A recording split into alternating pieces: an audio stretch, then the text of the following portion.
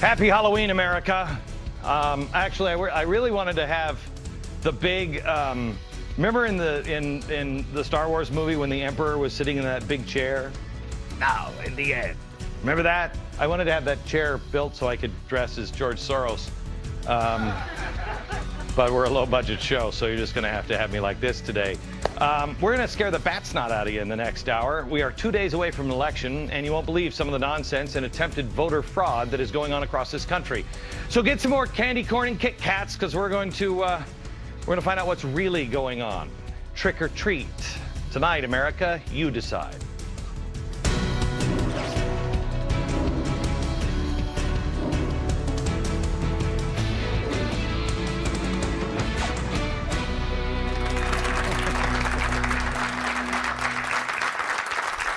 Well, hello. Thank you for joining us. I don't know if you could have ever imagined even a year ago that just days before a midterm election, Harry Reid in Congress, 27 years, in politics for 41 years. I mean, how does your soul survive after that? That he would be trailing John Dingell. He has been in Congress for 55 years. And John Dingell is one of my favorite stories because his dad was in the same seat that he was in. His dad won that seat in 1933. Since 33 until today, a Dingell has been in that chair. He had to fly in Bill Clinton because the race is too close to call for comfort. Establishment candidates in both parties are on the run, as they should be. And it has all happened because of you. You let your voice be heard. But for every action, there is an equal and opposite reaction. The establishment and the radicals on the left are not just going to sit down and take it. This is their moment. They have been looking for this moment since about here. They've been waiting for their progressive utopia. That's why I've been telling you that you must know what you believe. You know, I've told you before to take the 40-day and 40-night challenge. Clean all of this stuff out. Know who you are. Know what you believe. Don't, you know what? If you've done bad things in your life, get over it. We've all screwed up. Get it out of the system because you're going to need to be a strong shelter for somebody else. This is the beginning of the cycle. We're headed for tougher times, not easier times. I want you not only to get the crap out of your life, get the debt out of your life, but also be in a position where you can help other people and protect your family. Don't be forced to make decisions that you wouldn't normally make out of a pressure situation. In the political news this weekend, some business shows were talking about the GDP and how the GDP is growing, but they should be looking at something else, the rate of inflation. Inflation is now running higher than they can control. The Fed said their target inflation is 2%. It came out on Friday that it's 2.4%. What does that mean? Well, it means inflating the money, but not Weimar Republic. Weimar Republic was different than what we have right now, at least. What you're going to see probably around the first of the year is you're going to see the price of corn and coffee, food going up, while your dollar is worth less. So when you go into the supermarket coming next year, you're going to have the same paycheck, but you're not going to be able to buy as much food for your children and your family. The things you need to survive are going to cost more. Please, please, pay attention to these things because Tuesday is extraordinarily important, but it is the beginning. Weimar had its problem accelerate because of the labor unions. What a surprise. The labor unions were there.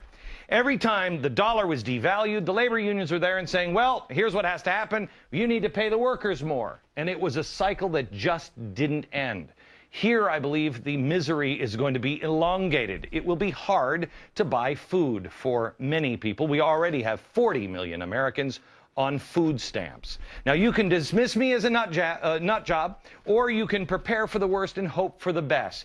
Dismiss me as a nutbag in 2 years from now. But please, please, be shelter for someone else. Think ahead. If you're watching this program, you're either going to be ridiculed by your family for years, or you will be ridiculed for your family for 1 year. And then they'll say, gee, I wish I would have listened to you. At some point, your back and your family's back and the people that you know will be up against a wall. It's already happening now with the election. You're already being intimidated, agitated, baited. Remember, this is what the left does. They're not good at ruling. They're good at agitation. Why are they agitating things? Because they need you to sit down and take it. They need you to sit down and be quiet. It's happened in this country before. It's happened during Reconstruction. After the end of slavery, there was Reconstruction, and it was awful. It happened during the Wilson administration. What a surprise. During FDR. During the 1960s. But what happened to the radicals? What happened in those eras? What happened at the end of slavery to those who were so corrupt with Reconstruction? The radicals of the progressive movement under Wilson.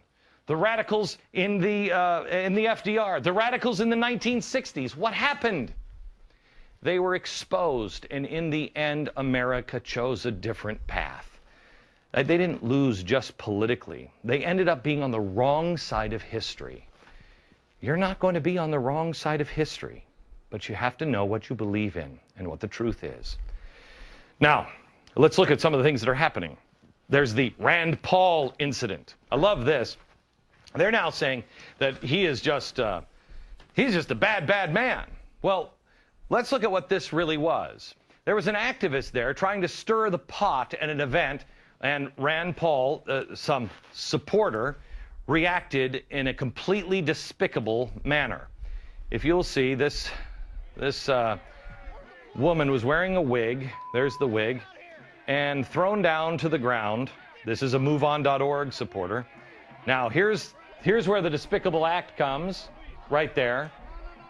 Completely. But you notice the other guy said, no, no, no, no, no. Don't do it. Violence is not the answer. It's wrong every single time. That guy was wrong. And not only that, he did exactly what the protester wanted. She was from MoveOn.org. They've already made commercials about this now. Don't play into their hands. MoveOn.org, another George Soros-funded operation. They have created a fictitious RepubliCorp company. I found this on the internet a couple of nights ago. The MoveOn Council Network. Remember, Soros money. What they're doing here is they are showing you now bird dogging guide. This is how you get them. The materials that you need, these are suggestions on how you get them. Okay. Their stated goal is to pick a target. Wait a minute. Pick a target and then isolate it. This sounds familiar. Pick a target, a Republican. Make a scene at a political rally, the events or the debates, and make sure you have a camera to get the reaction on tape. That's what happened. They're agitators. That's what the far left has been best at since the beginning of time. The Weather Underground. They were agitators. They tried to stir the pot. They tried to start a revolution through chaos. It's what they do best. It's the only thing they do well. Now, I want to show you a video now from Arizona.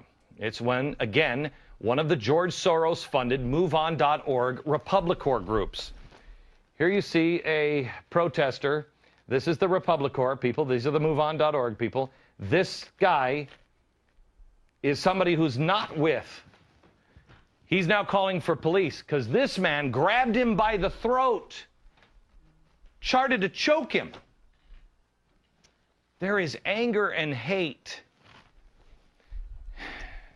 Don't get involved. Don't get involved. They are creating a scene. A supporter, a Republican candidate comes over, MoveOn.org activist, grabs him by the throat. Reach out, and really a quite honestly pathetic attempt to choke him. He wasn't really trying to choke him, I don't think. He knew the cameras were rolling, tried to get a violent reaction out of the Republican supporter. Thankfully, all the guy did was raise his hand and say, "Police!" And that's when you see the hands come off. By the way, you can see that video, and it is amazing at theblaze.com. Now, the Rand Paul supporter, that's the first violence I have seen from the right. It was wrong. Most of the violence has been coming from the left. Actually, you remember the 65-year-old man who got his finger bitten off at a healthcare rally? The attacker was a guy who was part of the 100 activists that were there to support healthcare, sponsored by MoveOn.org. paid for by Spooky Dude. So, expect the reaction. Expect the fraud. Expect intimidation. It's all been done before. Eric Holder's DOJ didn't seem alarmed, at the radical militants that were hovering at the polls. No big deal. They inexplicably dropped the rock-solid case against them. Now they're being looked at to look into voter intimidation, alleged voter intimidation in Harris County, Texas. A group there called the King Street Patriots have been training poll watchers to watch out for document or voter intimidation or fraud. They document everything they see. They write it all down. Well, one thing they happened to see, according to this document, this is the official report, was Sheila Jackson Lee. She was clearly politicking in voting areas. That, by the way, is against the law. But who really cares anymore? That is exactly what Michelle Obama was doing in Illinois a couple of weeks ago. The lawsuit has been filed against the King Street Patriots now. Wait a minute. This was against who's filing? The Democrats and a group called Houston Votes are now alleging that it is the King Street Patriots that are the ones doing the intimidation.